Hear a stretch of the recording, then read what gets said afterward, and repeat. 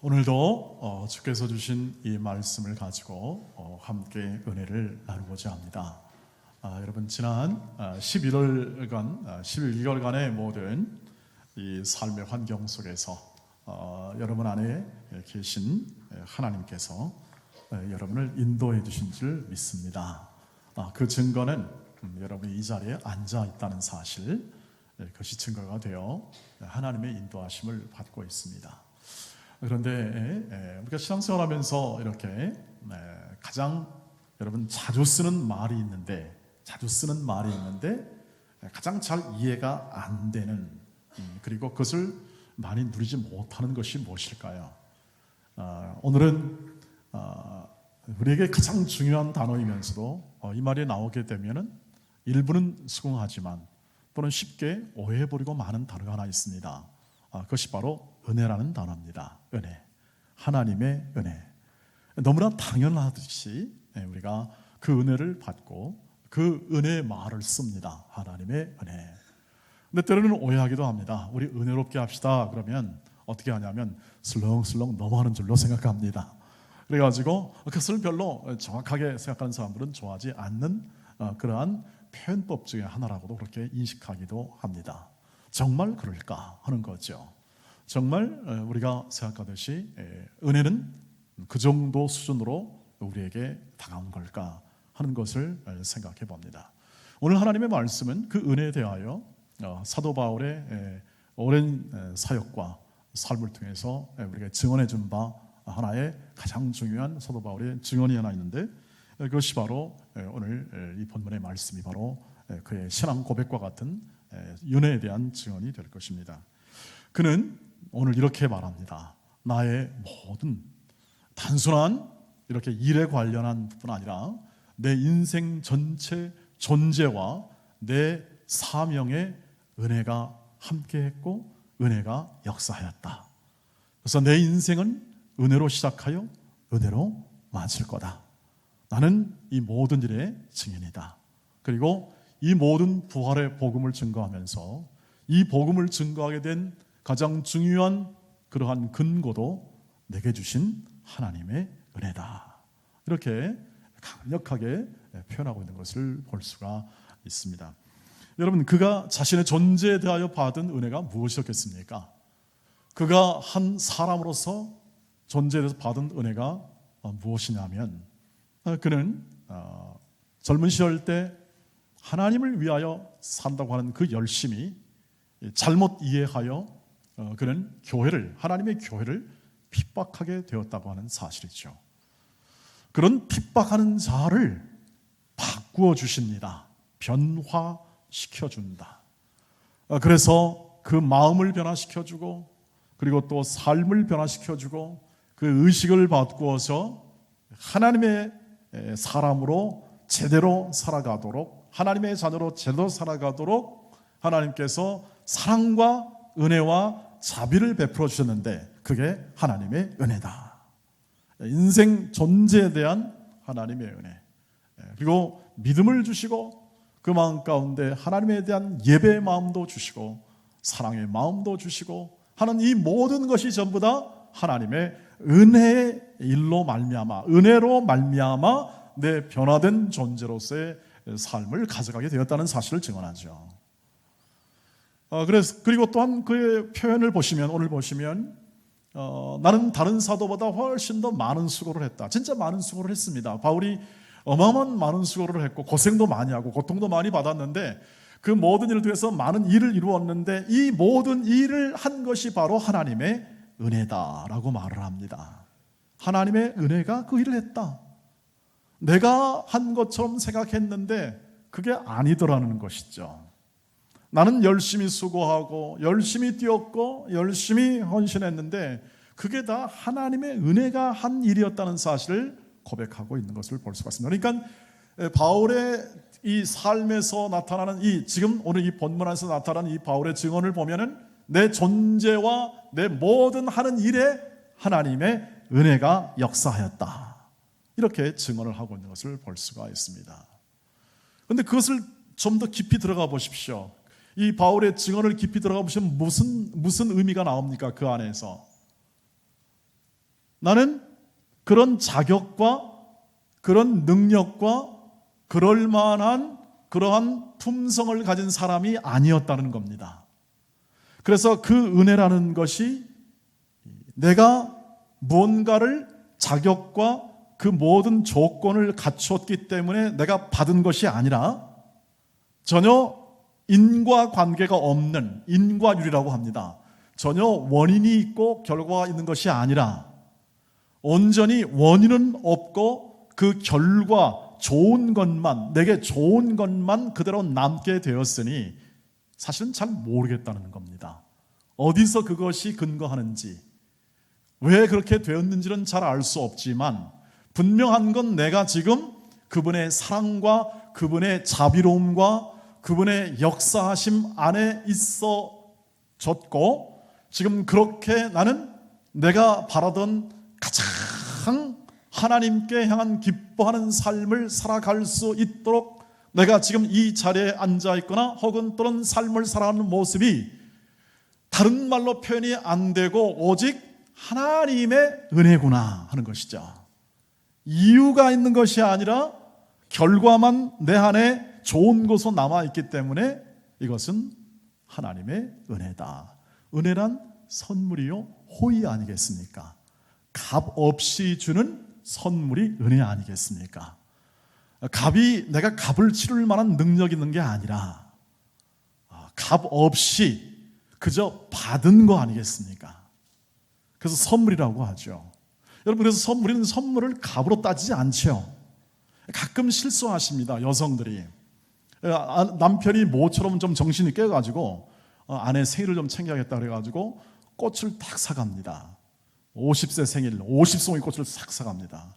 평상시보다 꽃이 많았습니다. 여보, 얼마 주고 산 거야? 그러면 기운이 확 깨죠. 확 깹니다. 확 깨죠.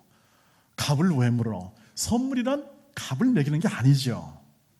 그것은 가치죠. priceless, 값 없는, 가치로 매길 수 없는 뜻입니다.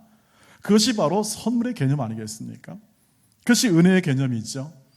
그러니까 바울의 입장에서는 값 없이 내가 도무지 다른 어떤 조건과 그것을 치름 없이 받은 것이 바로 하나님의 자비와 사랑이었기 때문에 그것을 은혜라고 말을 합니다.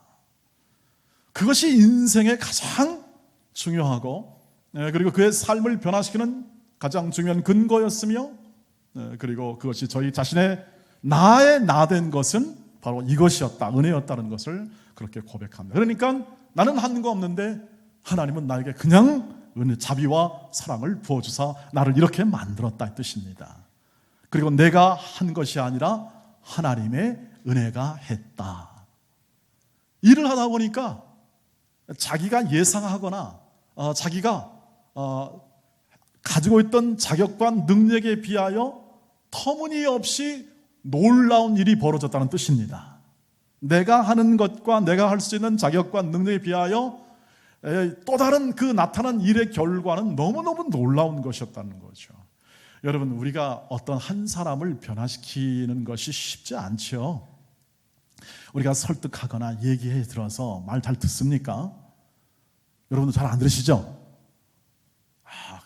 아니라는 표정을 하시는 것 같은데 우리 모두는 말 잘 안 듣습니다. 사실 누가 말 듣습니까? 다 어른이고 다 판단 능력이 있고 그런데 누구 말을 듣습니까? 변화시키기 어렵습니다. 마찬가지입니다. 여러분, 바울이 공부를 하고 똑똑하고 훈련을 잘 받아도 말을 전하고 이 복음을 이렇게 전하긴 합니다만 그애가 뭘 얼마나 할 수 있겠습니까? 그런데도 불구하고 어떻습니까? 가는 곳마다 사람들의 마음이 활짝 열리는 역사가 일어나요. 바울이 무슨 말을 했을 때 그 말을 그냥 이해하는 것도 버거운데 그런데 그 말을 이해하는 거죠. 전혀 배우지 못한 사람인데 그 말을 다 이해하고 그것을 받아들여 그것을 누리더라는 겁니다. 그뿐이겠습니까? 바울이 겪었던 수많은 일들을 보십시오.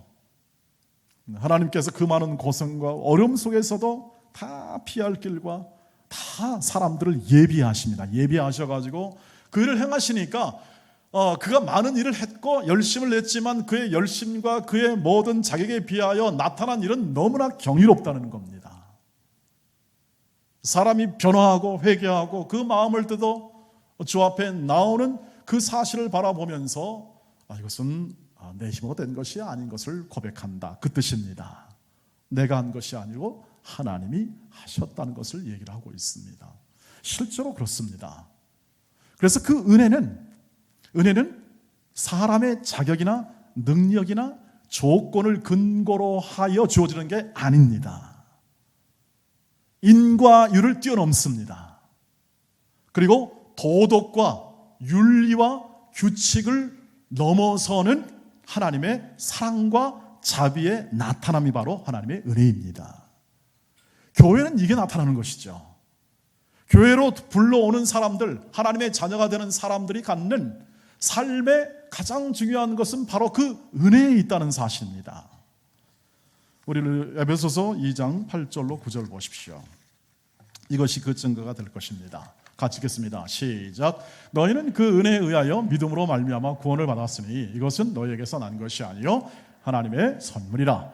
행위에서 난 것이 아니니 이는 누구든지 자랑하지 못하게 함이라. 이 말씀을 보시면 너희는 이제 교인을 말합니다. 성도들은 그 은혜에 의하여, 주님의 은혜에 의하여 믿음으로 말미암아 구원을 얻는다고 되어 있습니다. 믿음을 갖게 되는 근거는 뭐냐면 그분의 은혜입니다. 그 은혜가 임하여 어떻게 합니까? 우리가 믿습니다 하는 말을 할 수 있습니다. 여러분이 하나님은 우리의 아버지시다라고 그렇게 믿습니까? 우리가 하나님 우리의 아버지십니다 라고 그렇게 고백하십니까? 그 고백을 누가 주었냐? 성령께서 주신 겁니다. 성령께서 아바 아버지라고 부르는 그 마음과 생각을 주셔서 그것을 믿게 하십니다. 그래서 믿음은 받는다고 말합니다. 내가 믿음을 취했다는 게 아니라 믿음은 다 받는 겁니다. 그 고백을 내가 받아 하나님께 드리는 것이죠. 그러니까 그 은혜가 임했습니다. 사랑과 자비, 정말 제가 자주 설명하는 밑도 끝도 없는 그저 놀랍고 신기할 뿐한 그 마음을 표현할 수밖에 없는 하나님의 사랑과 자비가 주의 십자가 앞에 나타났고 그 십자가를 통하여 받는 그 하나님의 그 크신 사랑을 생각해 보니까 이게 은혜 중에 은혜다. 은혜 중에 은혜다. 그래서 예수 그리스도를 바라본 사도 요한이 이렇게 표현합니다. 우리가 그의 모습을 보니 은혜와 진리가 어떻게 하더라? 충만했다. 은혜와 진리가 충만한 그의 그 모습을 보니까 그 예수만 바라보아도 은혜와 진리가 충만하고 그의 인생을 바라보니 이 세상이 줄 수 없는 은혜와 진리가 아주 가득가득하게 되었더라 하는 것을 고백하지 않습니까? 요한복음 1장에서. 그리하여 우리의 모든 그 은혜는 우리의 모든 믿음의 근거를 가지고 살아가는 모든 믿는 자에게 하나님의 그 은혜가 부어지고 그 은혜를 근거로 믿음을 가지게 되고 그 믿는 자마다 하나님의 자녀가 되어 구원받는 하나님의 자녀된 인생을 살아가게 된다. 그러면 너는 자랑할 게 없다.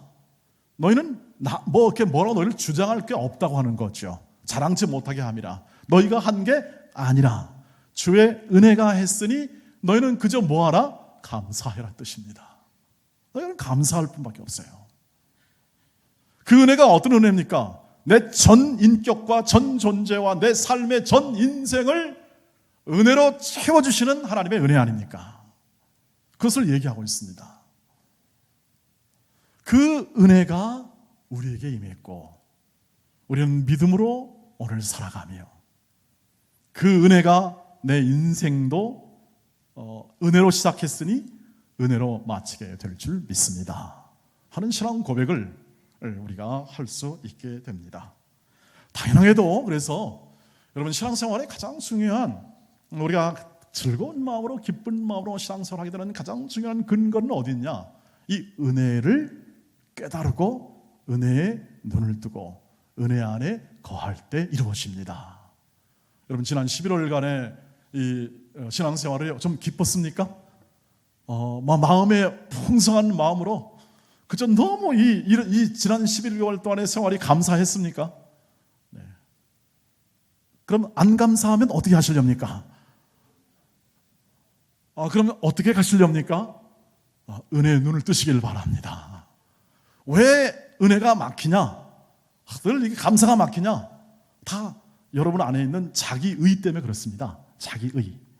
내 생각과 내 마음과 내 뜻과 내 경험으로 내 삶을, 내 가정을, 내 관계를 다 이것을 판단하고 행하려다 보니까 그게 은혜가 들어갈 틈이 없어요.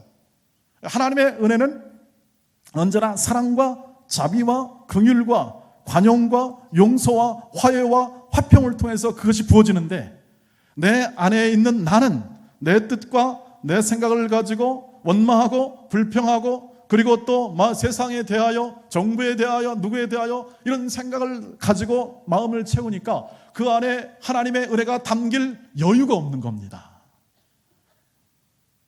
은혜의 게이지, 은혜의 수치는 점점 내 마음의 바닥을 드러내고, 운전하면 그렇잖아요. 기름이 떨어지듯이. 점점 내 뜻과 내 생각으로 채워지게 되면은 우리는 내 뜻대로 할 수밖에 없는 존재죠. 그래서 그것이 꺾어지는 것이, 그것이 죽어지는 것이 내 신앙생활의 진보입니다. 신앙생활의 진보가 이루어지게 되고, 우리의 삶의 은혜의 흐름들이 계속 우리 안에서 일하시게 하는 그 과정이 된다고 하는 것을 보여줍니다. 그것을 누가 합니까? 은혜의 영께서 인도하십니다. 은혜의 영. 성령께서 우리 마음 안에 계셔서 그 크신 분이 우리의 마음을 인도하시고 지배하십니다. 그럼 질문이 생깁니다. 어떤 질문이냐면, 아니 내 마음 안에 성령이 계신데 왜 나는 이렇게 가난하게 살고 이렇게 형편없는 모습으로 살게 됩니까? 이런 질문을 하게 됩니다. 여러분, 그래서 이런 답이 나오게 됩니다. 여전히 은혜로 대하시기 때문에 그렇습니다. 은혜로. 하나님은 은혜의 영을 통하여 은혜로 대하십니다. 여전히 살아있는 내 의가 살아있는, 죄로 멸망의 길로 하나님 앞에서 눈입니다. 걸어갈 수밖에 없는 내 인생에 이 자기의가 있습니다. 이 의를 어떻게 합니까? 하나님께서 그것을 꺾고 하나님의 뜻과 하나님의 영광을 따라 살아갈 마음을 선택하고 결심하시길 기다리십니다. 그리고 그 일을 이루시게 될 겁니다. 여러분, 그래서 우리의 삶 가운데 가장 중요한 이 아픔, 고통, 특별히 육신의 아픔, 고통 이런 것이 있을 때 우리는 하나님의 은혜를 의심하죠. 나를 인도하시는 하나님의 역사가 좀 줄어들었나? 아니면 하나님께서는 어디 좀 다른 데 가셔서 혹시 나를 외면하지 않으신가? 그렇지 않습니다. 말씀을 보시죠. 고린도후서 12장 8절로 9절 말씀 보십시오. 같이 읽겠습니다. 시작. 이것이 내게서 떠나가게 하기 위하여 내가 3번 주께 간구하였더니 나에게 이르시기를 내 은혜가 내게 족하도다. 이는 내 능력이 약한 데서 온전하여 짐이라 하신지라. 그러므로 도리어 크게 기뻐함으로 나의 여러 약한 것들에 대하여 자랑하리니 이는 그리스도의 능력이 내게 머물게 하려 함이라. 아멘. 이렇게 생각하시면 되겠습니다. 우리에게 약함과 가난함과 부족함을 왜 빨리 해결해 주시지 않고 계시는가? 은혜를 부어주시기 위함입니다. 은혜를 부어주시기 위함. 하나님께서는 책임져 주실 것입니다. 그 고통과 아픔까지 책임져 주실 겁니다.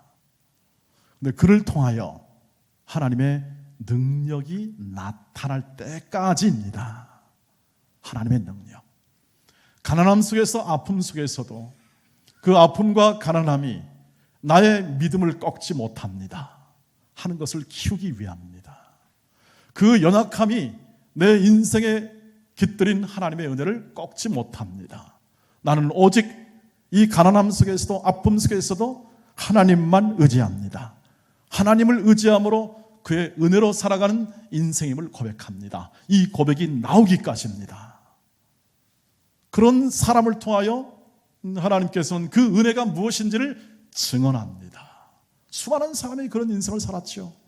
고통과 아픔 속에서 하나님을 신뢰하고 굳건히 신뢰함을 통하여 그 인생의 이 하나님의 은혜의 부여함을 증언해낼 수 있는 수많은 사람이 그 삶을 살아왔던 것입니다. 하나님의 은혜는 실패하지 않습니다. 왜요? 성령께서 그 은혜를 부어주시고 그 일을 마치기 때문에 그렇습니다. 나의 나된 것은 하나님의 은혜일 뿐 아니라 내가 한 일도 하나님이 하셨으니 하나님은 실패가 없고 하나님의 사랑은 끝이 없기 때문에 그 하나님의 사랑과 자비로움에 임한 그 은혜는 그 인생 가운데 절대 실패하는 법이 없음을 성경에서 그대로 바울이 증언해주고 있는 겁니다. 왜 고생이 없었습니까? 왜 아픔이 없었겠습니까? 그러나 그 아픔과 고통 안에서도 하나님의 은혜가 족하다 하는 것을 바울에게 증언하도록 그 상황을 하나님께서 허용하시고 다시 온전히 회복시킵니다. 저와 여러분의 인생 가운데서도 이 성령께서 오늘도 우리에게 은혜의 역사를 베푸신 줄 믿습니다. 여러분이 이 자리에 나온 게 그 증거입니다. 은혜의 자리죠. 그전에는 못 느꼈지만 우리가 점점 세월을 가면 갈수록 이 은혜의 자리가 마음 가운데 그리움으로 점점 남게 되는 이유는 그것이 하나님께서 기뻐하시고 우리 영혼이 만족함을 얻는 그러한 은혜의 자리이기 때문에 그렇습니다. 저와 여러분이 갖는 이 모든 세상 속에 살아가면서 여러분이 살아오시는 모든 환경을 종합해 보아도 다 마찬가지 아니겠습니까? 우리가 할 수 있는 일, 우리가 위대하다고 여기는 그 모든 일들, 그 뒤안길에 있는 아픔과 고통의 일이 있고 우리는 슬픔 또는 우리 안에 있는 갈등, 의심 속에를 살아갑니다. 그 모든 그 살아감 과정을 통하여 하나님의 은혜가 여전히 살아있음을 우리 모든 사람이 증언하고 있지 않습니까? 아픔이 없는 것이 아니라 고통이 없는 것이 아니라 그 아픔과 고통 안에서 하나님의 은혜가 족한 사실을 믿음의 선배들이 증언해주고 있고 그것을 통하여 우리는 하나님께서 여전히 우리 안에 계시고 인도하심을 확인하고 감사할 수가 있겠습니다. 그래서 내가 은혜가 있냐 없냐 하는 것을 딱 여러분 스스로 판단하시기에 평가해 보려면 내게 감사가 있느냐 없느냐 생각하시면 되겠습니다. 왜냐하면 내 안에 있는 은혜가 나로 말미암지 않고 하나님께로부터 왔고 이 세상이 줄 수 없음을 인하여 그 하나님이 내 안에 계셔 그 은혜의 역사를 한 것을 자각하고 그리고 생각하고 그리고 느낀다면 그 다음에 나오는 것은 언제나 감사와 기쁨이죠. 더 이상 우리가 세상을 만족시키기 위하여 다른 사람을 만족시키기 위하여 다른 대상을 만족시키기 위하여 애쓰고 분투할 필요가 없다는 겁니다. 왜 세상 사람들이 그렇게 힘이 듭니까? 자기의 자존심을 세워야 됩니다. 그래야 남에게 인정을 받죠. 남에게 우리의 삶의 종착지는 뭐냐면 남에게 손가락 받지 않고 남에게 불인정, 다시 말하면 저거 뭐 저렇게 살았나 이런 거 두려워서 그렇습니다. 그래서 잘 살아야겠습니다. 그래서 멋지게 남보란 듯이 해야겠습니다 하는 게 우리가 가지는 마음의 소원의 대부분이에요. 대부분. 근데 그런 것들이 얼마나 나중에 삶을 살아보면 쓸모가 없다는 것을 나중에야 압니다. 젊었을 때 추구하던 것이 바울처럼 너무너무 소중하다 여겼던 모든 부분들이 나중에 살아보니까 그것이 별거 아니라는 것을 나중에 깨달아요. 그럼 다 끝나는 겁니다. 그래서 솔로몬이 말한 대로 인생은 허무하고 허무할 뿐입니다. 왜? 내가 바랐던, 내가 염원했던 내 인생의 모습과 그 결과가 대부분은 안 나타나니까. 그렇다고 다시 살 수 있습니까? 아이고, 그럴 수 없네요. 이미 세월은 지나갔습니다. 그 시절이 지나갔습니다. 그래서 여러분이 복된 자들입니다. 하나님의 자들은 복된 자들입니다. 그래서 일찍부터 알죠. 그거 어리석은 것이다. 그런데 아무리 설교 시간에 말을 해도 못 깨닫습니다. 젊은이들 가운데는 못 깨닫는 분이 많으죠. 왜냐하면 내가 할 일이 많이 남아 있습니다. 아직까지. 내가 내 뜻과 내 정성과 내 경험과 내 공부와 내 모든 커리어를 통해서 해야 할 일이 너무 많이 남아있어서 그것이 이해가 안 되는 거죠. 무리가 아닙니다. 그것은 당연할 수 있습니다.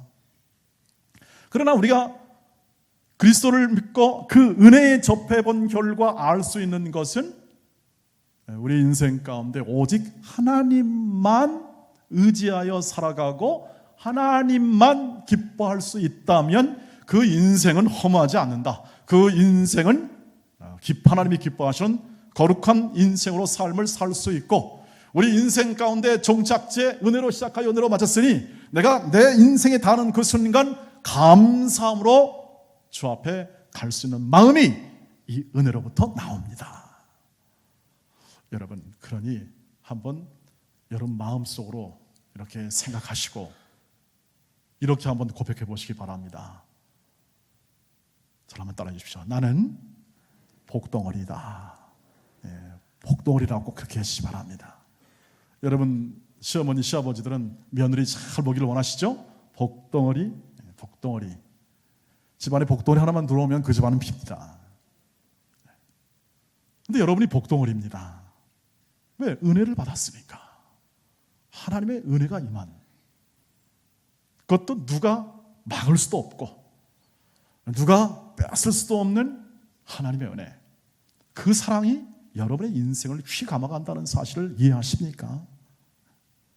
그것이 얼마나 큰지, 그 하나님이 얼마나 크신지, 온 만물을 창조하신 그 하나님의 그 크신 하나님이 그런 은혜의 삶을 살게 하시는 것에 대하여 여러분이 놀라지 않거나, 예를 들어 여러분 마음속에 감사의 마음이 없다면 그건 목석 같은 인간입니다.